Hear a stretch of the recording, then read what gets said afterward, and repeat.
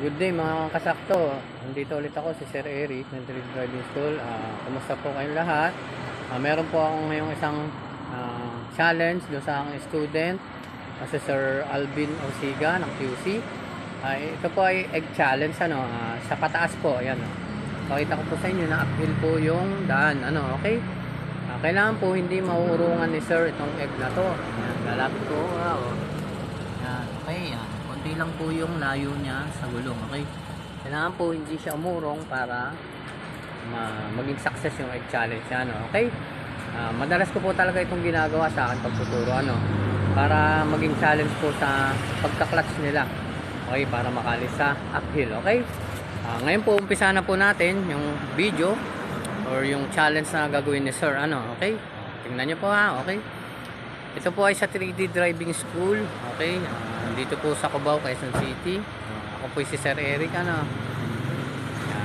Ngayon, papanoorin po natin kung hindi niya mababasag yung egg. Abangan po natin kung gagalaw yan. Medyo lapit po yung camera.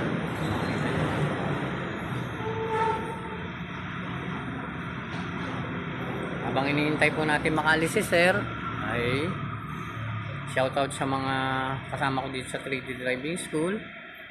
Kay Sir Pad, shoutout. Okay? Kay Sir Jerome Di Mayuga at kay Ma'am Apple. Doon din sa mga kapatid ko sa Lucena City, shoutout. Yan unti-unti na po siya lumayo. Dahil po yan sa clutch po, okay? Lalapit ko po yung egg, yan. Lalapit ko po sa egg, yan, okay? Yan po yung gulong. At ito po yung tayo, distance. Okay, yan po yung ating egg challenge ngayong araw na ito. I-upload ko po ito sa page ko, sa Boy Sakto.